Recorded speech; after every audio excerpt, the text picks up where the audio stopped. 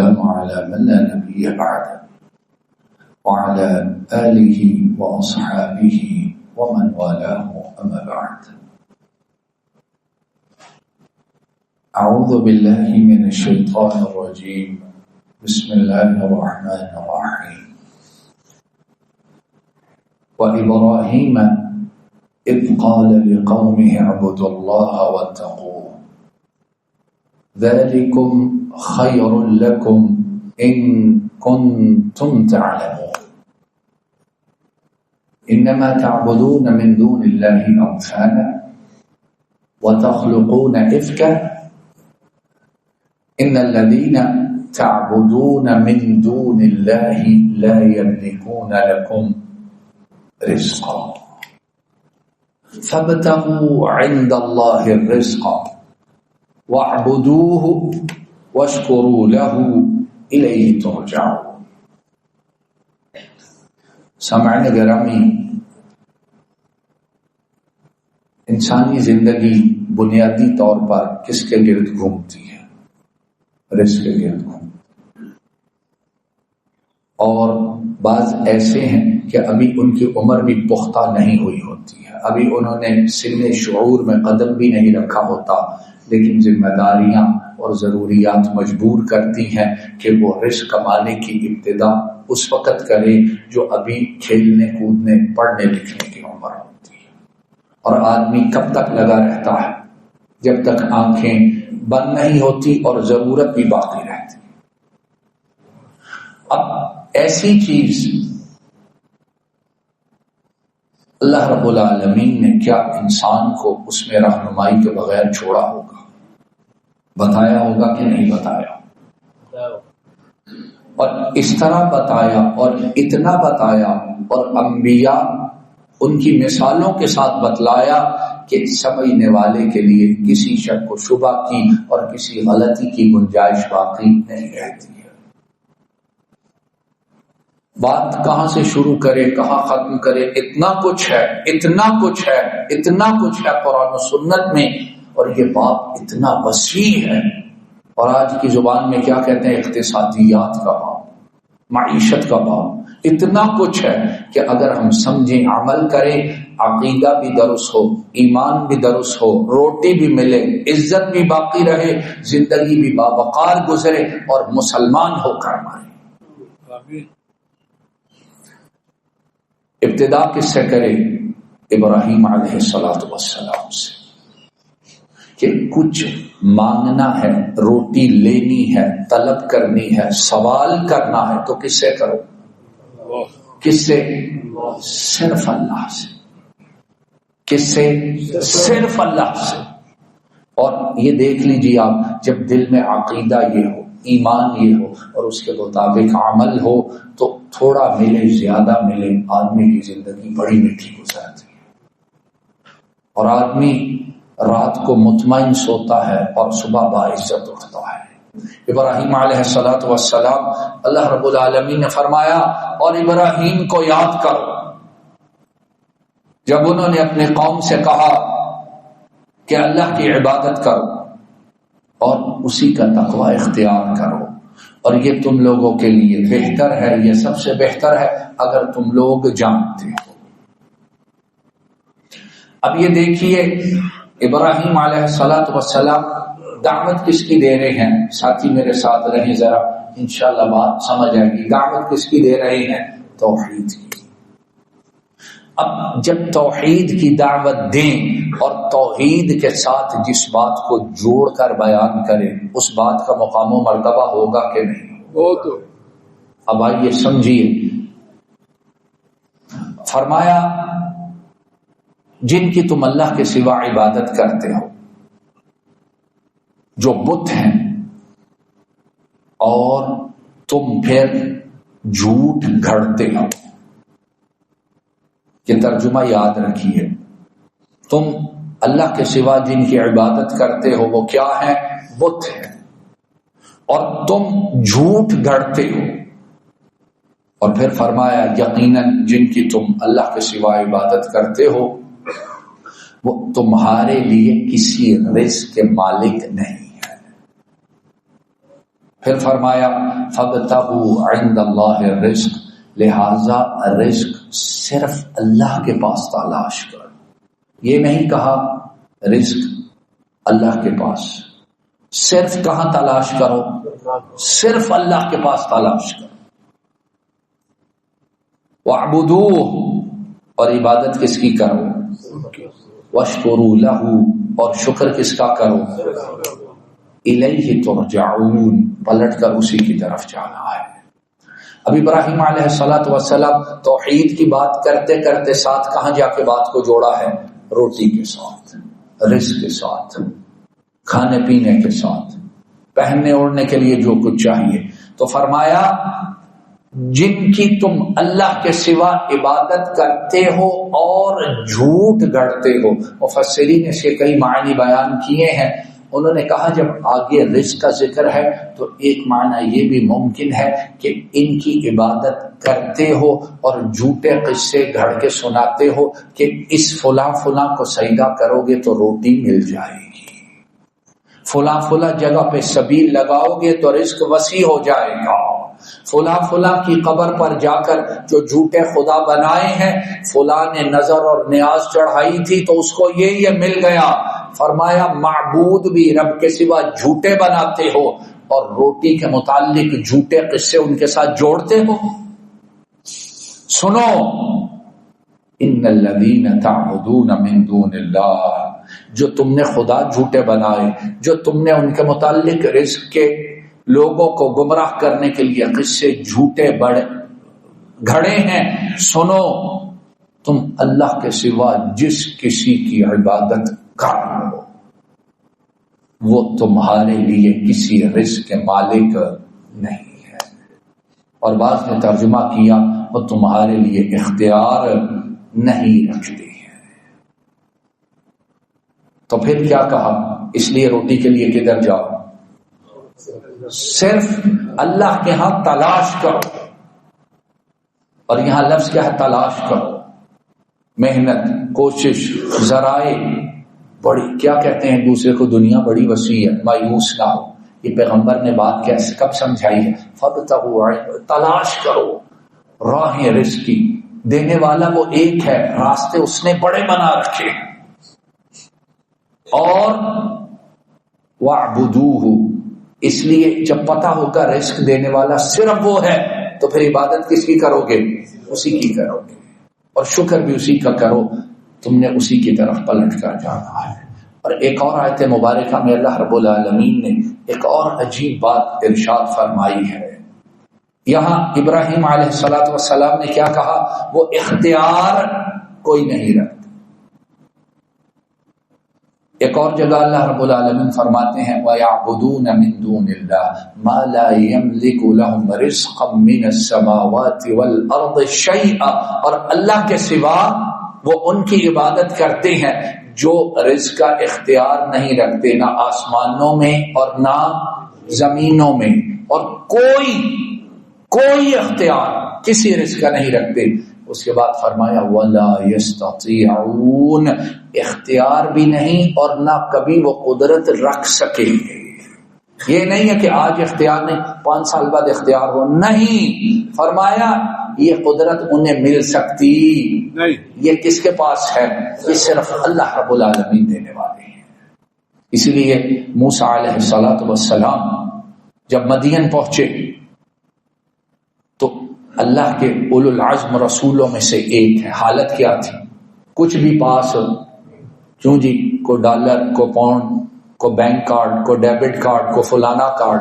لوگ ہوتے ہیں نا آج کل جیب میں آؤ کوئی بات نہیں، کیش میں نہیں کاٹتے ہیں نا. کچھ بھی نہیں تھا. خواتین باپردہ تھی، انہیں پانی پلانے کے بعد ثم تولى الى الظل فقال رب انی لما انزلت الی من خیر فقیر. واپس جس جگہ سے اٹھ کے سائے سے آئے تھے وہاں جا کر کیا کہا؟ اللہ آپ جو بھی خیر اتارو گے، اللہ آپ جو بھی خیر، لفظ کیا ہے؟ اتارو گے. جو اتاری ہے تو میں کیا ہے؟ میں اس کا محتاج ہوں. اللہ اکبر. تو موسیٰ علیہ السلام نے بات کیا سمجھائی کہ جب روٹی اولو العزم ہے، اولو العزم پیغمبر ہیں، اولو العزم پیغمبر ہیں، اور اللہ رب العالمین نے ان کے متعلق فرمایا وَاصْطَنَعْتُكَ لِنَفْسِي، یہ آیت یاد کر لیجئے، موسیٰ میں نے تجھے اپنے لیے بنایا ہے، موسیٰ میں نے تجھے وَاصْطَنَعْتُكَ، اور وَاصْطَنَعْتُ کے الفاظ یہ ہیں کہ بڑے پیار سے، محبت سے، خصوصی طور پر موسیٰ میں نے اپنے لیے تجھے بنایا ہے. لیکن اس موسیٰ کو بھی جب ضرورت پڑتی ہے تو مانگتے کدھر سے ہیں؟ یہ تو نہیں کہا کہ مجھے اللہ نے بنایا میں سارا کچھ کر لوں گا، اور یہاں قبروں والوں سے جا کے کیا کچھ کرتے ہیں اور سمجھاتے ہیں، گھڑتے ہیں. تو ساتھ کہا لما انزلتا، مفسرین نے بیان کیا رزق جو اترتا ہے وہ صرف کہاں سے اترتا ہے؟ آسمان سے اترتا ہے. زمین اگر دیتی ہے تو حکم کہاں سے آیا ہے؟ اور ساتھ موسیٰ نے کہا فقیر، میں محتاج ہوں. تو جب موسیٰ جیسے محتاج ہوں تو ساری مخلوق وہ کہاں جائے گی؟ نبی کریم صلی اللہ علیہ وسلم آپ کے متعلق ایک واقعہ محدثین نے بیان کیا ہے، اور اس کو محدث البانی نے اپنی کتاب الجامع الصحیح میں نقل کر کے صحیح قرار دیا ہے. عبداللہ بن مسعود رضی اللہ تعالی عنہ وہ فرماتے ہیں نبی کریم صلی اللہ علیہ وسلم کے گھر ایک مہمان آیا، آپ نے ازواج مطہرات کے ہاں پیغام بھیجا کہ مہمانداری، مہمان نوازی کرنی ہے، کچھ بھیجو. تمام جگہوں سے جواب آیا کہ جو بیت نبوت ہے، بیوت نبوت ہیں، جو نبوت کے گھرانے والے ہیں، آپ کے کسی کے پاس کچھ بھی نہیں ہے، کچھ نہیں ہے. تو نبی کریم صلی اللہ علیہ وسلم آپ نے اسی وقت ہاتھ اٹھائے اور کہا اللہم انی اسألک من فضلک ورحمتک فإنہ لا یملکها الا انت. اللہ اور میں یہاں کون ہے؟ محمد رسول اللہ صلی اللہ علیہ وسلم. اللہ یقیناً میں آپ سے آپ کے فضل میں سے اور رحمت میں سے کچھ کا سوال کرتا ہوں. کیوں؟ کیونکہ یقیناً یہ دونوں جو ہیں یہ آپ کے سوا کسی اور کے پاس ہے ہی نہیں. حضرت عبداللہ بن مسعود بیان کرتے ہیں ابھی تھوڑی دیر ہی گزری تھی تو کیا ہوا، ایک بھنی ہوئی بکری آ گئی، شاتن مصلیتن ای مشویتن. تو نبی کریم صلی اللہ علیہ وسلم کو بتلایا گیا کہ آپ نے دعا مانگی تھی، بھنی ہوئی مرغی آ گئی ہے، بکری آ گئی ہے.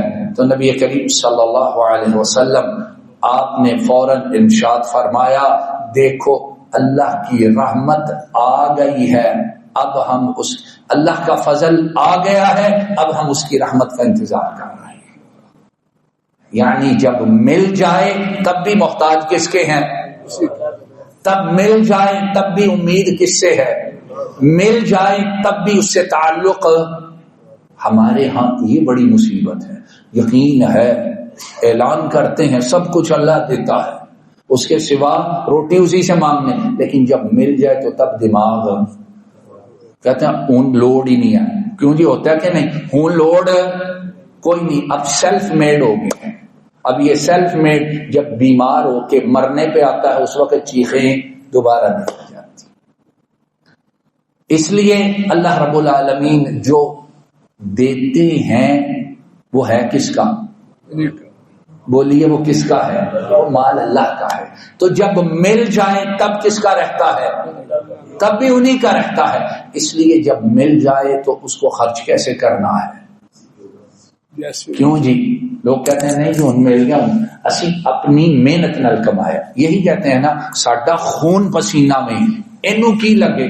اور خاص کر اگر ناجائز کام میں خرچ کریں تو کیا کہتے ہیں؟ کہتے ہیں انہوں کی لگے کمایا اسی انہوں نے کدی ویکھیا ہی نہیں، اسی جو مرضی کر دے پھریے. آمنوا باللہ ورسولہ وانفقوا مما جعلکم مستخلفین فیہ. ایمان لاؤ کس پر؟ اللہ پر اور اس کے رسول پر. اور اس کے بعد فرمایا خرچ کرو اس میں سے جس میں ہم نے تمہیں، یہ بھی نہیں کہا تمہیں دیا ہے، بلکہ کیا ہم نے جس میں تمہیں خلیفہ بنایا ہے، جانشین بنایا ہے۔ مراد کیا ہے؟ انسان غور کر، سیدھا تیرے پاس نہیں آئے، یہ پیچھے سے چلتا آ رہا ہے، جو تھے وہ چھوڑ گئے ہیں، اب ان کے بعد ہم نے تجھے دے دیا ہے۔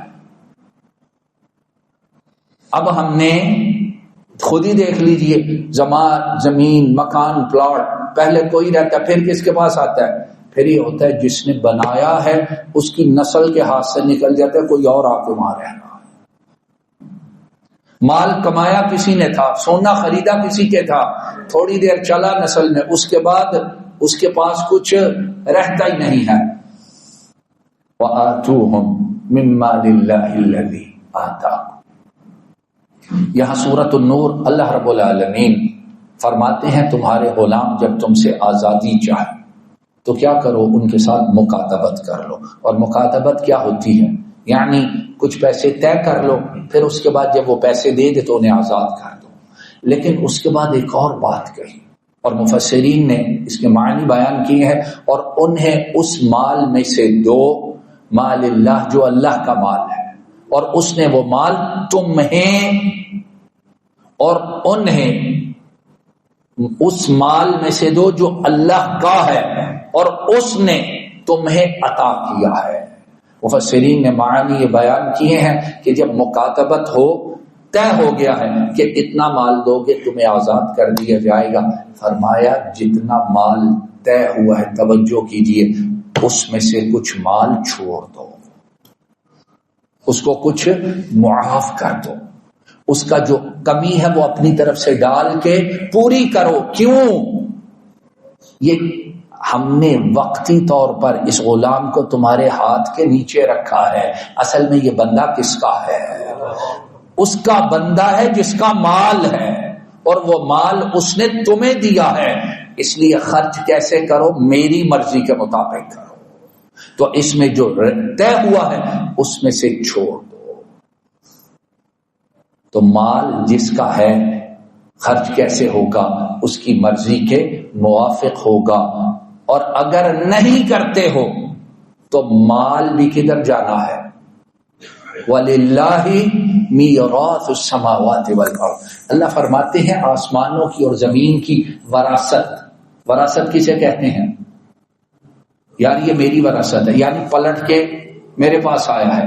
تو مفسرین بیان کرتے ہیں آسمان اور زمین اور پھر ان کے درمیان جو کچھ ہے، جانا آخر کس کے پاس ہے؟ تم سب نے چھوڑ جانا ہے، ایک کے بعد ایک کے بعد ایک آئے گا، چھوڑ سب نے جانا ہے، جانا اسی کی طرف ہے۔ اس نے دیا ہے کہ تم خرچ کیسے کرتے ہو۔ تو مال جو کہتے ہیں نا فتنہ ہے، فتنہ کا معنی یہ ہے بطور امتحان ملا ہے کہ کہاں تک کیسے خرچ کرتے ہو۔ تو جو کامیاب ہوا اس کے لیے خرچ کیا ہوا آگے سٹور ہو جائے گا، اور جس نے یہاں خراب کیا سٹور بھی نہیں ہوگا، اور جیسے کیا ہے اس کا سوال الیہ ترجعون، پلٹ کر اسی کی طرف جانا ہے جس کا مال ہے، جس کے میں اور آپ ہیں، اور اس نے میرا بھی حساب لینا ہے اور جو مجھے دیا ہے اس کا بھی۔ معروف حدیث سب نے سنی ہے، قدم نہیں ہلیں گے جب تک اللہ رب العالمین بندے سے سوال نہیں کریں گے۔ ان میں سے ایک سوال کیا ہوگا؟ مال کمایا کہاں سے، اور خرچ تبھی پوچھ رہے ہیں نا کیونکہ ملکیت کس کی ہے۔ اگر ملکیت نہ ہو تو معاذ اللہ پوچھنے کی اجازت ہے۔ کمایا کیسے اور خرچ کہاں کیا؟ تو کیا ہے؟ وَآتُوهُمْ مِن مَّالِ اللَّهِ الَّذِي آتَاكُمْ۔ اللہ رب العالمین ہمیں اپنے سے ہی مانگنے کی توفیق عطا فرمائے، اور جب مانگے تو اپنے خزانوں سے عطا فرما کے دنیا والوں سے بے نیاز کر دے۔ وآخر دعوانا ان الحمد للہ رب العالمین۔ ماشاء اللہ۔